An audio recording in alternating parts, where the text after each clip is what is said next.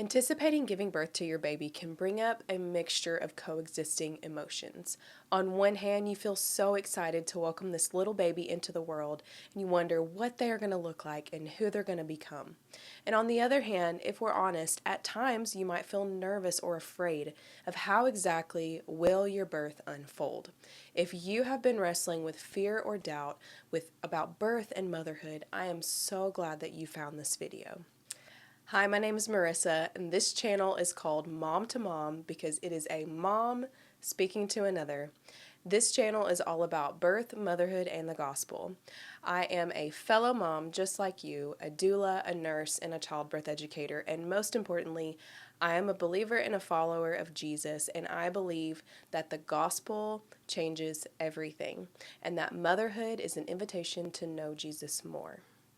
So today I'm going to give you 3 ways that you can biblically overcome your fear of giving birth. This is not the kind of advice that you're going to get from Google, that you're going to get from a ChatGPT prompt. This is advice that is going to give you peace that surpasses all understanding, and peace that can be found in only one place. This is life-changing, perspective-shifting peace that will change the way that you prepare for birth. Fear holds the power to either control you or to invite you to seek Jesus more, and I encourage you to let it be the latter. So first, I want to lay the foundation of why it's even important to address your fear. And it's not because you have a lack of faith. We'll talk more on that in a little bit. But it's because it actually alters the physiology of your body in labor. Fear in labor triggers a physiological cascade that can hinder your labor, not only mentally and emotionally, but also physically. Fear releases hormones like cortisol and adrenaline. These are your fight or flight and stress hormones. And so it causes you to want to run away. Your brain is telling your body, I have to run away from danger. I am not safe. And in birth and labor, we actually need to be doing the opposite. We need to be surrendering to what our bodies are doing instead of playing tug of war with them and trying to run away. Fear increases your brain's perception of pain, meaning if you feel scared or afraid, you're actually going to feel pain at a higher sensation. And feeling this pain causes you to enter into a state of tension. It makes your body more tense. And so what happens is you get into this cycle called the fear, tension, pain cycle. And when you get into this, it can be hard to get out of when you find yourself in a state of panic or overwhelm. Fear increases your heart rate, your breathing, and it impairs your brain's ability to think logically. You are twice as likely to view your birth outcome as poor if you birth from a place of fear. And at the end of the day, fear has an inverse relationship with oxytocin, which is the very hormone that you need to cause uterine contractions to birth your baby and bond with your baby. Your body must feel safe in order to give birth, and although birth can unfold in many different mysterious ways, at the very core of it all, if you feel safe in your environment, you feel seen by a good quality birth team that you hand-picked, and you know that you are loved and you are held by the Creator of the world, you are engulfed in His presence, you can successfully fight against fear. So before I give you my 3 points, if you have zoned out or you're tempted to click off of this video, I want you to just take a second and focus. If you don't hear anything else on this video, I want you to hear this. If you feel afraid to give birth, you're not broken. There's nothing wrong with you. You're not committing a sin because you don't have enough faith, quote unquote, to give birth without having fear. You are not going to have enough faith in yourself. And that is the whole point, right? We should not be placing this burden on ourselves that we were never meant to carry. In Matthew 17:20, the Bible says, "For truly I say to you, if you have faith like the grain of a mustard seed, you will say to this mountain, 'Move from here to there.' And it will move, and nothing will be impossible for you." So yes, the Lord asks us to have faith as small as a mustard seed, and that's all it takes to move a mountain, but not because we're the ones that moved it, because God is the one that moved it. So let me ask you, is it really an issue of, do I have enough faith, or is it an issue of, where am I putting my faith? You don't need to have enough faith in your own capabilities. You don't need to have enough faith in the amount of education that you've consumed. You don't need to have enough faith in your pain tolerance. If you don't have enough faith in yourself, good. That's exactly where you need to be. And that might be controversial, but the Bible tells us that His power is made perfect in our weakness. So, no, maybe I don't have enough faith to give birth to my baby without an ounce of fear, but I do have faith in the power of God to be with me every step of the way. Do you see this perspective shift? This perspective shift takes the burden off of our own shoulders and it places it onto God's. We're supposed to have faith in Him, not ourselves. So let's get started with the 3 points I'm going to give you of how to biblically overcome your fear of birth. So point number 1, you have to build the foundation to surrender. The word surrender is thrown out all the time in the birth world. You have to surrender to your body, surrender to the surges, the contractions, the intensity. And although that's true, did you know that the word, specifically surrender, is never used once in the Bible? In its place, you're going to find words like yield, which means we're yielding to an authority. We're yielding to something that is greater and more powerful than us. So think about when you're driving and you are yielding to traffic. You are yielding to a vehicle that is either bigger than you, larger than you, faster than you, or is in front of you. Same concept. So we are to yield to the one who has the ultimate authority over our births. But here's the important part. You can't yield or surrender to something or someone that you don't understand. How can you surrender to the process of birth if you don't understand how it works and how your body was divinely designed? What is a cervix? What is the job of the uterus? How do contractions actually happen? What are the stages of labor? It's not that you have to understand every single detail, but when you understand the design of your body, you are able to work with your physiology, not against it, to stack the odds in your favor of a more positive birth outcome. More importantly, you can't surrender to God having sovereignty over your birth if you don't spend time with Him.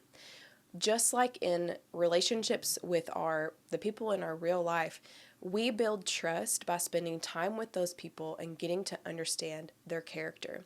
You have got to know deep in your core that He is just, He is good, He is kind, He is omniscient, He is omnipotent, He is omnipresent, and He is with you and for you, and He will never forsake you or abandon you. But you cannot know that in your core if you're not spending time with Him. So what is your prayer life like? Are you getting in the Word? Are you among a community of other believers where you can be sharpened, where you can get godly counsel? You must spend time with the Lord in order to learn about His unending faithfulness. Number 2, commit to today. It may be really hard to imagine in this moment laying down your fears about birth and having a peaceful experience, and that is okay. But do you know what you can do today? You can commit to this very moment. You can commit to submitting to His authority today. Matthew 6:34 says, "Therefore, do not be anxious about tomorrow, for tomorrow will be anxious for itself. Sufficient for the day is its own trouble." God doesn't give us the grace that we need for 3 months from now. He gives us the grace that we need right now in this very moment. For again, His power is made perfect in our weakness. You don't have to think about tomorrow yet. You can't expect grace for something that hasn't happened. But we can find peace in knowing that because God is omnipresent and He's omniscient, meaning that He is not bound by time how we are, He is already on the other side of this. He already knows exactly how your birth is going to unfold, exactly the kinds of decisions that you're going to need to make, and He's going to give you the discernment and the wisdom you need in the moment to make them. And number 3, find hope in His sovereignty. I think the way that we use words is very important. Words can be extremely powerful. And so I hear the word sovereign being used for moms, that moms are the sovereign ones over their births. And while I do believe that mothers should be the ultimate authority on a birth team, as in moms' opinions go over doctors, doulas, educators, etc., like you are the one making the decisions because you're the mom. Ultimately, God is the authority. Someone being sovereign means they hold the ultimate power and authority over you. And we can't we don't hold the ultimate authority over our births, right? They're going to unfold how they're going to unfold, and we make the best decisions that we can with the information that we have. But at the end of the day, God is sovereign over how your birth unfolds. And I find a lot of hope in that. For example, some women believe that the hospital is the safest place for them to give birth. Other women believe home is the safest place for them to give birth. I have seen similar outcomes happen, both positive and negative, in both locations. God does not remove his hand from you based off of your birth location. He gives us free will to make decisions, and we should steward that free will to the best of our abilities and seek wisdom and discernment and choose the best birth team that we can and be informed. But at the end of the day, God has the final say, not us. So let this knowledge be freeing to you. Let it give you that freedom you need to find peace in this pregnancy. I deeply believe that every single pregnancy, every single baby teaches us a new lesson and refines us in a very individual way. At the end of the day, God uses your pregnancy and your birth for your good to refine you and for his glory. So what about some really practical tips that you can put into practice today? Here are 4 bonus tips that you can apply immediately. Number 1, you have to name the fear out loud. This is the number 1 step in disarming the fear.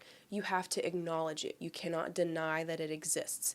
When we speak it out loud, instead of holding it within ourselves, we are taking power away from that fear. So number 1, you have to name it.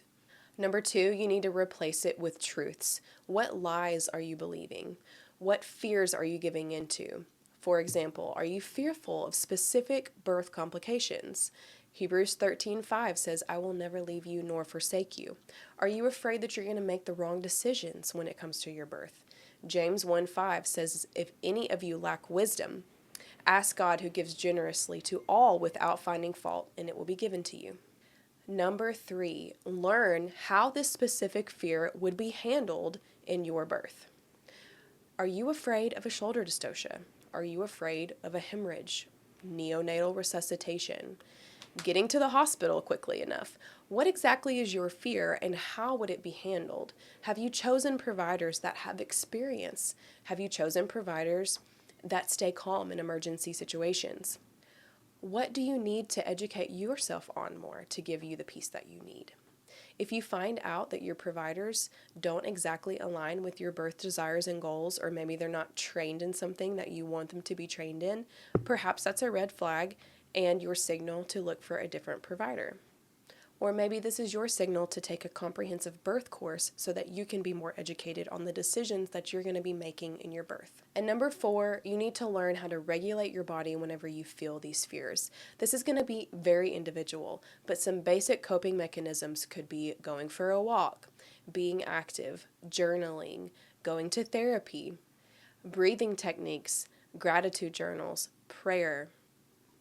My hope is after you finish this video that you would see how preparing for birth through the lens of the gospel truly changes everything. If you are a believer, we should be looking through the lens of the gospel when it comes to everything in our life. Birth is no exception. If you want to be prepared and confident for your birth without leaving your faith on the sidelines, my birth course, Delivered by Grace, might be exactly what you need. In partnership with Unmedicated Academy, this birth course gives you over 30 hours of education. It teaches you how to work with your physiology, how to be informed about your options, and to give birth the way that you desire. This course is specifically for moms that are wanting unmedicated or low intervention hospital or birth center births.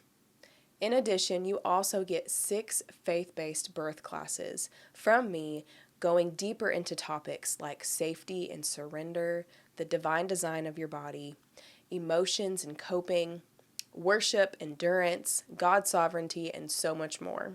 If you've had a baby before or you feel like you don't need a comprehensive birth course, you can find a link for the standalone option for just the faith-based portion below. I am praying with you and for you as you prepare to welcome your baby, and I hope to catch you in the next video. Bye.